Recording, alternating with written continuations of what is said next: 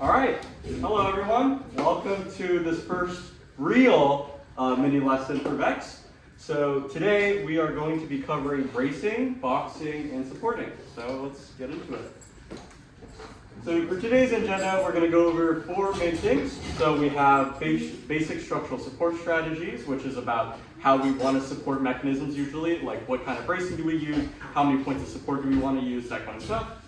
Number two is to box joints for rigidity, and we'll talk about what that means later. Third thing is to utilize triangle supports to save weight, but also to strengthen our structures.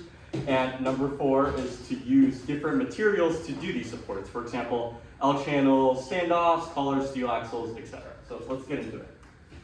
So I wanted to talk really quickly about some basic structural support strategies first. So this is basically what you're going to be utilizing as a fundamental support for all of your mechanisms on a robot. So there's four types. So the first type is one point of support. So as you can see here, we have one point of support for these different mechanisms. So you can see here, there's one point of support and there's a mechanism attached to it. So what this essentially does is it allows you to have a mechanism that can pivot up and down because it's connected at one point here. And so this is really helpful for things that want to be pivoted up and down. For example, this floating intake, or perhaps the slip that goes up and down. So that's super important. This isn't necessarily a structural support strategy. It's just for mechanisms that you need to be moving up and down in sort of an arc motion. You generally do not want to have any mechanism such as your drive base only supported by one point of contact because that'll fall apart really quickly.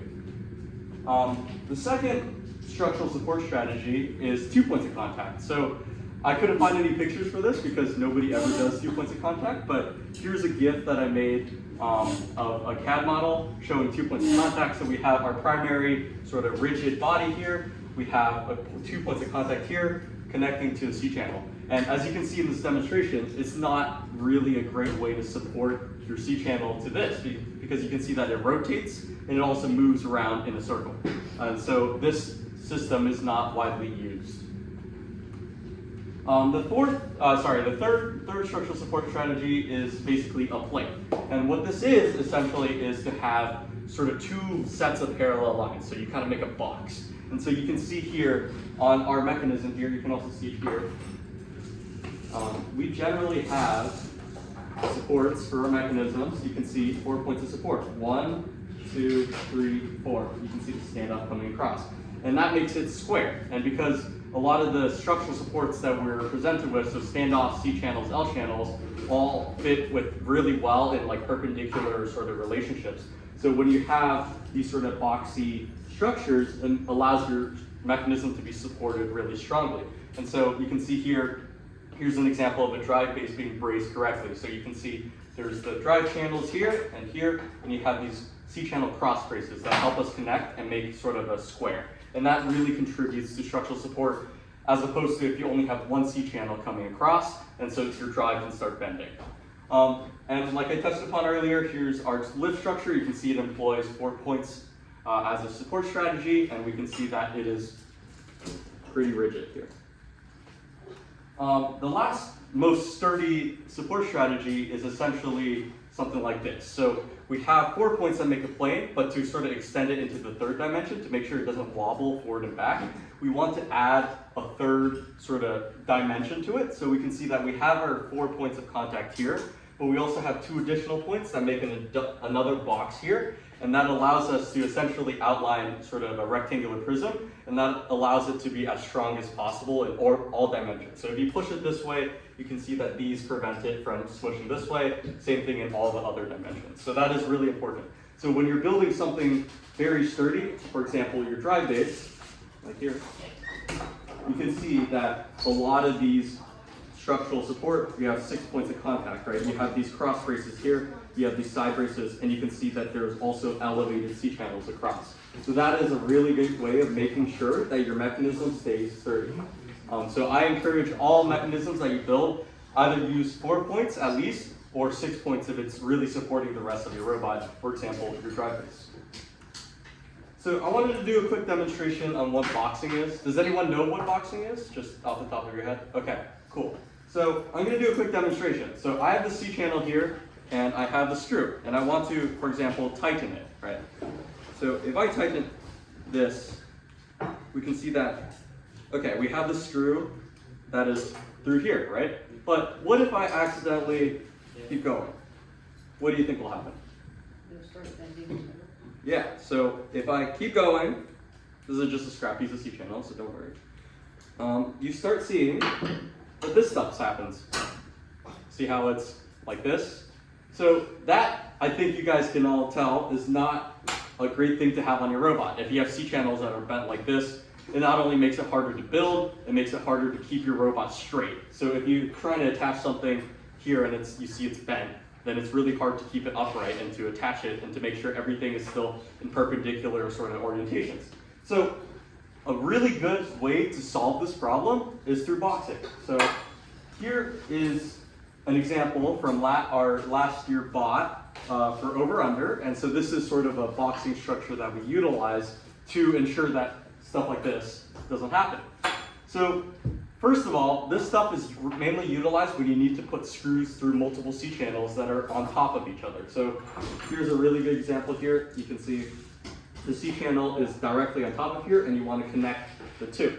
And so we want to do this, like I said, to prevent stuff like this from happening, so C channel deformation. And it also increases the rigidity of your entire structure by making sure everything is compact and also connected. Having empty space in this on your robot is not great. So the first thing, we can see that here in this diagram, we have a lot of parallel C channels stacked on top of each other. So this is a prime candidate for doing boxing. So the first principle of boxing is to make sure that these spaces in between are filled with a spacer. So you can't really compress it anymore, because if you have a spacer in there, the C channel it's much harder to squish the C channel. And so what we use is these thin 7/8 spacers. I don't have one on me right now, but these spacers essentially fit perfectly into the interior of a C channel. And when you put a screw through it, it makes it so that it doesn't compress. So that's super important. So you can see here, we have a screw going through here, a screw going through here, and a screw going through here. Having these in between the C channels where the screw is going through allows for it to be very rigid, and this doesn't happen. The second sort of strategy is to use these large spacers between these C channels. These can really be any length, but the important part is that these have the larger diameter. And essentially what this does is it distributes the compression force throughout C channels more evenly, because you have a wider surface area between the C channel and the spacer. So when you compress that, it distributes the force more equally, and it also helps with rigidity. So that's super important.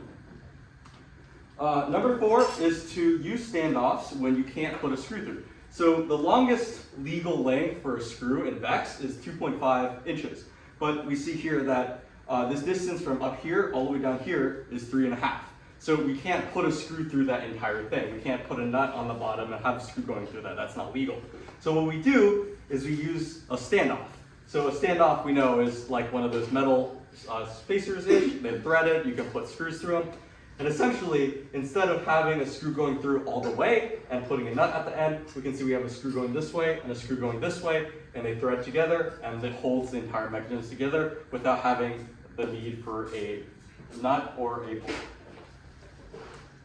The last thing to take into consideration is that sometimes these different boxing techniques can get disrupted by other things that you are like pushing into the C channels. So for example, we have a screw here that we're trying to connect to some other mechanism behind this structure, but that means you can't put one of these boxing spacers right here, because it means it'll have to go through that screw head, and that doesn't fit in there. So instead, we have to omit one of these spacers and instead put 2 screws like that, so we avoid having interference between those 2 structures. Additionally, if we want to, say, connect some dog collar here, then we need the ability to put a screw through it, so you can't put a screw all the way down, because you have this, you need to thread it in. So it's really important when you're deciding where your screw direction is going to be, how you want to put the spacers. You be mindful about how you want to use these different boxing strategies to make sure that your mechanism is supported well. And a big part of that is just through CAD. So this is a CAD design that we did in Onshape, and it allows us to think through these things before we actually build it, because when you build it, you're not really thinking about all these different things, where the screws are gonna go, like how the different mechanisms are supposed to be put together. So by CADing it, we can make sure that we don't spend an excess amount of time trying to figure out where the screws go and how to box them more effectively. So earlier, we had this, earlier in the diagram, notice this asterisk next to 4 points make a plane. So although that is technically true, 3 points can actually make a plane, and that is through triangle bracing. So has anybody here, does anyone know the fact that triangles are stronger than squares, like when you're building bridges and stuff like that? Yeah, so essentially what we want to use is a triangle structure, and this can define a plane. So I wonder, yeah, so here on this robot, we have our first point of contact here, and our lift structure here, and we can see that we have this third point. So instead of building it out like a square, so we don't have a fourth point here, we instead do it directly using this connection C-channel here. And so that allows us to A, save weight, B, save space, and triangles are stronger than squares. So not only is it stronger, more efficient, lighter, but it also makes the entire mechanism more compact and strong. And so we want to utilize these triangle structures to get all those good benefits instead of having to build a box every time we want to support a structure. So there's two main types of triangle bracing, and there's different trade-offs between the two, and I'll get into that later. But the first principal bracing technique is to use the L channel. So you can see here in this diagram, we have the lift structure, and then we have this connection point, and it's really important that we have this L channel connecting those two. And that's a great way to support your structure instead of, like I said earlier, trying to build out and then build down to create those 4 points. An interesting thing about L channels is that you can see that they already have like pre-drilled holes in them. So it's important when you're trying to find out the geometry. And this again is where CAD comes in, where you can sort of figure out the angles and the lengths before you actually build it, so you don't accidentally start bending your structure. The second main type of triangle bracing is standoff and collar bracing. So essentially, what this is we have the collars and we have a standoff and spacers throughout that thing. And what's really cool about standoff and collar bracing is that you can make it any length. So for L channels, you have these set holes every ½ an inch apart, but you can really make your standoff any length that you want, and you can add any spacers to it, and that is super helpful when you're trying to brace something. So for example, although this isn't necessarily an example of triangle bracing, you can see how we've braced these two sides using standoffs and how you can have custom lengths to make sure that we get that perfect amount. And that same technique applies to when you want to do triangle bracing on a robot. So finally, I just want to give an overview of some bracing materials that you can use on your robot. And so we had the principles of having 4 points make a plane and the 6 points make a box. And so here are the different materials that you can use to accomplish that. So earlier we had our L channel bracing. Some benefits of this is that it has the standardized drilled holes, so it's really easy to work with. It's kind of just plug and play. You push it in, you push it in. No need to drill any holes, really simple. And it's also relatively lightweight. So an L channel is essentially a C channel, but cut in half horizontally. So when you're trying to brace something, it makes it a lot lighter. One thing to look out for if you're planning on using L channels is that they bend relatively easily. So I don't want to bend an L channel right now, but just take my word for it, bending them is really easy. So make sure when you're using them, they're not for extremely heavy duty applications. Another thing we talked about is to use standoff collars. So here's the CAD design of our standoff bracing that we saw earlier. You can see that there's the vertical the lift structure here, and then the drive base, and you can see how we use the standoff here, spacers, and the two collars to secure it in place. So this is a really good way of bracing stuff because A, like I said earlier, you have fully customizable lengths. So you can make any length of standoff, you can make any length of spacer, and that allows it to be much easier when you're trying to connect two pieces. Note that these are heavier than L channels, so keep that in mind when you're trying to save weight on your robot.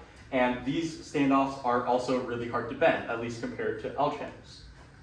And here are some also more advanced ways of bracing. So we have high strength axles. So this is usually used for rotation. So put on like your intake and stuff like that for your lift. We use multiple high strength axles here. So we have our intake here, we have our lift, and it's really good for supporting rotating mechanisms. But some teams have also used it to brace different structures. And the way you do this is you have to manually drill holes into the structure. But the benefit of using a steel axle for your structure bracing is that I mean, it's like a 0.25 inch thick rod of steel, and it's much more strong than the C channels and L channels that we use conventionally. Note that we do have to drill holes in these, so it's really unwieldy to use, and I wouldn't recommend this unless for extremely heavy duty applications. Another alternative bracing material that you can use is to manufacture plastic. So you can see we use a lot of plastic on this robot. We have it for ramps, we have it for these trapdoors here. But another thing you can use it for, if you can see here, is structure. So we see here that there's this plastic plate here, and that sort of braces our mechanism. And so using plastic has a lot of benefits. For example, it's extremely lightweight. You can cut it to essentially any shape that you want it. So if you want some weird triangle shape to connect multiple points, you can do that with plastic, as opposed to when you're using L channels, you have to use a bunch of different L channels to connect all of them together. But note that when in VEX, you have a plastic limit. So it's a 12-inch by 24-inch sheet of plastic. It's only 1/16 inch thick. And so it can be very bendy and floppy if you don't brace it correctly and if you don't use it correctly. So I would caution against this for bracing mechanisms unless you really know what you're doing. So that's it for today. You guys have any questions? Questions? Okay, thank you.